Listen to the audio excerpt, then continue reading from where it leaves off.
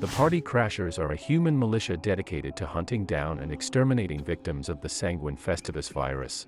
Sanguine Festivus virus is a viral pathogen with highly unstable and volatile effects. Its origins dating back as early as the late 1910s, the Party Crashers have dedicated themselves since their inception to taking the fight against Sanguine Festivus wherever it may take root, offering aid and care to communities affected by the disease and mercilessly stomping out any of the infected, which they unanimously refer to as partygoers. Despite having little permanent residence in the backrooms, opting instead to stay somewhat decentralized in the form of mobile battalions traveling between colonies, they still boast an incredible population, potentially in the tens of thousands.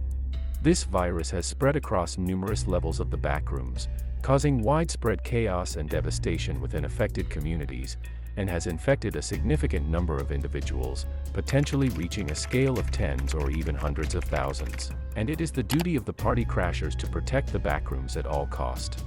All members of the Party Crashers are identifiable by their signature piece of clothing, a specialized dark blue mask designed to protect their face from exposure to sources of SFV contamination.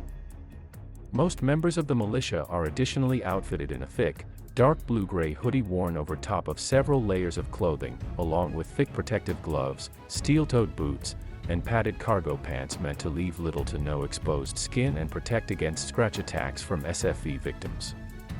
Some Party Crasher soldiers take their protective gear even further by manufacturing armor plates and helmets out of scrap metal or sealing loose fabric tight with duct tape wrappings.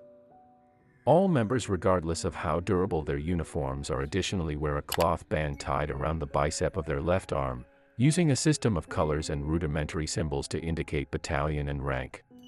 In terms of weaponry, the Party Crashers flaunt a luxurious arsenal that has yet to be properly recreated by any other groups of the backrooms. Now about the history of the Party Crashers. The Party Crashers have their origins as far back as the year 1919. The silent yet deadly virus is spreading in the backrooms, threatening the lives and sanity of the wanderers. And violence is emerging against the victims who are suffering from this disease as they are being targeted and killed. As fear and uncertainty grip, a ray of hope emerges in the form of a brave man known as Colonel Noah. Driven by a steadfast desire to save the people and reclaim their world from the clutches of this deadly virus, he embarks on a courageous journey to form a team of volunteer combatants. These individuals are from diverse backgrounds, each possessing unique experiences and stories of loss and survival. Together, they will confront the malevolent force and strive to restore the order and salvation in the backrooms.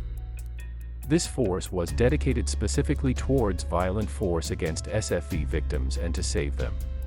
But the modern Party Crashers organization didn't begin to take form until roughly the late 1940s, with the militia being reorganized following the death of its founder. It's shortly after this time that the faction began to establish colonies in a select handful of levels kept secret from outside wanderers, the contents of which enabling far greater combative capabilities and the ability to start lending more personal aid to those affected by Sanguine Festivus.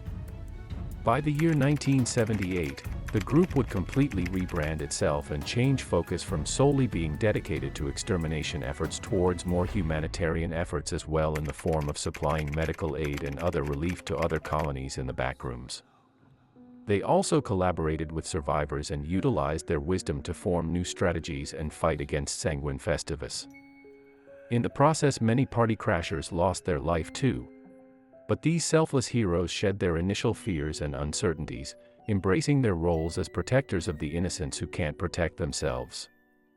Through their sacrifices and unwavering determination, the Party Crashers became symbols of resilience and the power of wanderers inside to triumph over this adversity. Through their relentless efforts, the Party Crashers succeeded in quelling the viral onslaught. However, the disease was not gone completely.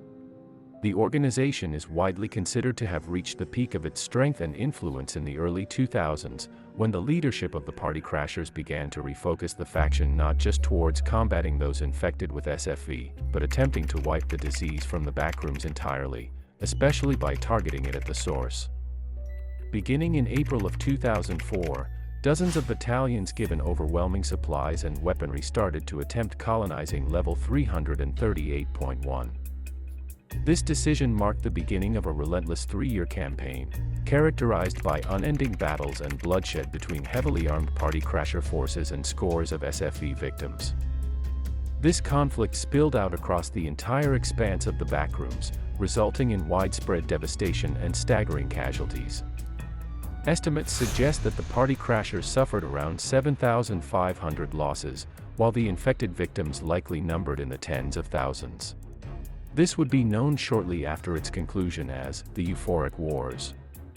After emerging from the conflict of the Euphoric War, today the party crashers are notably weaker in terms of both capability and resources. But the party crashers remained resolute in their mission to safeguard the Backrooms from the threat of Sanguine Festivus. Their dedication to the cause continued, even though their numbers might have diminished. Visitors to the more populated colonies within the Backrooms today are likely to encounter recruitment officers from the party crashers, actively seeking new members to bolster their ranks. The party crashers' legacy stands as a testament to their commitment to protecting the Backrooms from the insidious influence of SFV. Though scarred by their past battles, their unwavering resolve ensures that the organization remains a formidable force in this enigmatic realm. As long as the threat of Sanguine Festivus persists, the party crashers' mission to preserve the Backrooms and its inhabitants will continue, evolving and adapting to whatever challenges lie ahead. About the outposts, Killjoy Redoubt, central base of operations for the party crashers, where it's believed the production of most of their munitions takes place, especially their Sten guns.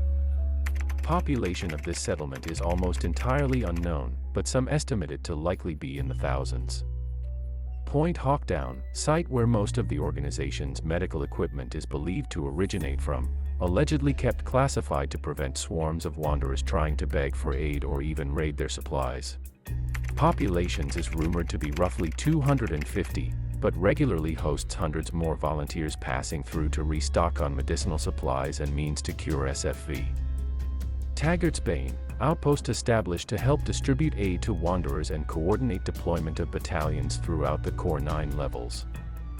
Home to a permanent population of roughly 75, but host to as many as hundreds more passing through at any given moment. Cobalt Visage, named by the penumbra population inhabiting the level, this trading outpost exists to help supply necessary resources for production of the faction's munitions, particularly black fire powder used in firearms. So bottom line, party crashers are the new version of PartyPoopers. When PartyPoopers were still vulnerable, party crashers can give a tough fight to anyone in the Backrooms. So tell me, which team are you, party crashers or PartyPoopers? So if PartyPoopers became party crashers, what happened to partygoers? To know that, let's watch the video. Entity 67, aka Sanguine Festivus, is a viral pathogen with highly unstable and volatile effects. Individuals who have contracted this disease are commonly referred to as partygoers by wanderers. Yes, you heard me, they are kinda the new partygoers of the Backrooms. It has spread across numerous levels of the Backrooms, causing widespread chaos and devastation within affected communities, and has infected a significant number of individuals, potentially reaching a scale of tens or even hundreds of thousands. And that's when party crashers came into picture, when the virus was widely spreading inside the Backrooms, taking the lives of so many wanderers. I have already done a video about them. Don't forget to check it out. The link is in the description. So party crashers acted as a human militia dedicated to hunting down and exterminating victims of the Sanguine Festivus virus, aka SFV. So how deadly this disease is and how does this affect an individual? Let's know a bit about SFV's behaviors. So when an individual is affected by this virus, the disease's impact on hormones triggers intriguing behaviors, particularly in individuals who are beyond medical aid. These people often exhibit heightened happiness and euphoria. This stage of the disease is dangerous because they are always in this joyful state and want to spread the disease to others. Some infected individuals might persuade healthy ones to contract the disease willingly, yet most rely on their increased energy to employ more forceful, even violent methods to spread it, which can go as far as to even kill the individual. In most of the cases, it's possible to detect the presence of nearby SFV-infected victims before direct interaction. And the most unmistakable clues are their unsettling laughter and the odor of decay of their body. In specific areas, the pathogen has spread so extensively that the echoes of their maniacal laughter can be heard for miles in every direction. Despite their agitated and distorted conduct, there's a belief that the infected individuals retain some form of humanity. This is evident in their ability to engage in rational thinking, utilizing various methods to interact individuals who approach them. This intriguing aspect underscores the complexity of their condition, a paradox where delusion and rationality coexist, highlighting the intricate interplay between their altered mental state and lingering human qualities. But that doesn't stop them from attacking their targets, though. They are still getting driven by the only motive to infect others as much as they can, eventually turning them into partygoers. However, whether the infected victims completely transitioned into a partygoer or not is still debatable. What do you guys think? Do let me know in the comments. Sanguine Festivus is spread via the bodily fluids of an infected entering one's bloodstream, most often via inflicted wounds or digestion of contaminated food. That means the most easiest way to infect someone is when a SFV victim attacks and wounds someone and then transfer their blood through that. As soon as transmission occurs, the individual who contracts it will start showing symptoms within roughly 8 to 12 hours. These symptoms first come in the form of muscle cramps, lightheadedness, cold flashes, and jolts of pain throughout the body. Approximately 24 hours after the first signs of symptoms, the disease makes its way to the afflicted's liver and starts to heavily dilute the body's blood and manipulate the flow of proteins throughout their anatomy. Here, the afflicted in question will experience regular aching and stiffness, discoloration of the skin and veins, gnawing pain in the forearms and jaw, and bleeding from the palms caused by the abnormal growth of bone matter protruding from within the hands. At this point, the disease can still be purged from the body and the afflicted saved, with many antibiotics and even bloodletting shown to be effective means of treatment. After 2 to 3 days have passed since initial contamination, with no treatment administered, the disease will have taken over the afflicted's heart and completely diluted the blood, rendering the infected beyond help. A sign of this is heavy discoloration of the skin in the chest area, turning a dark and sickly gray-red especially above the heart. Within hours of reaching this stage, the disease will find its way to the brain and begin tampering with the pituitary gland, releasing overwhelming amounts of hormones such as dopamine, serotonin, and adrenaline throughout the body to sedate the infected. This will result in them becoming ecstatic and aggressive, and they will begin to encourage behaviors of seeking out others and acting erratically towards them, often grabbing hold of or even outright attacking others. From here, the infected person's condition will only continue to deteriorate. The liver will stop filtering blood, turning the affected person's skin a dull yellow and darkening surface veins as diseased blood reaches every part of the body.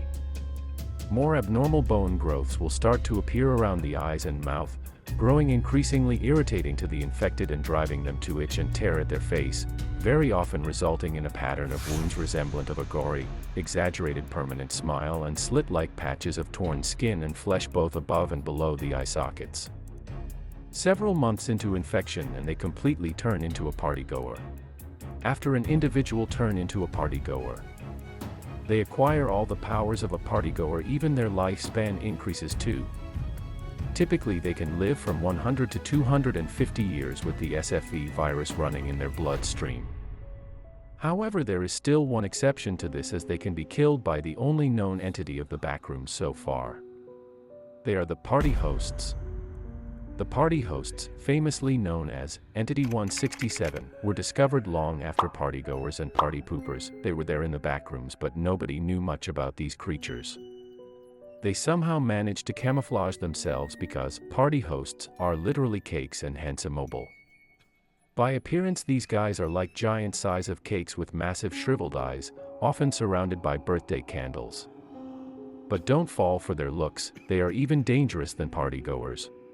They appear to be able to telepathically communicate with any partygoer in a certain range, and it is theorized that they can see through the eyes of the partygoers. It is also theorized that somehow party hosts are even responsible for many of the incidents and wars, like the Fun War. Because party hosts are capable of controlling a partygoer. And I think that is really scary. They can also edit digital information, and their intelligence seems to be far above that of a human. But the only weakness the party hosts have is their immobility. You can also see the party hosts are guarded by a number of partygoers almost all the time. And they are the only ones who can kill a SFV-infected partygoer. Coming to the discovery, while the origins of Sanguine Festivus are nigh unknown to us, it was first documented as far back as the mid-1700s.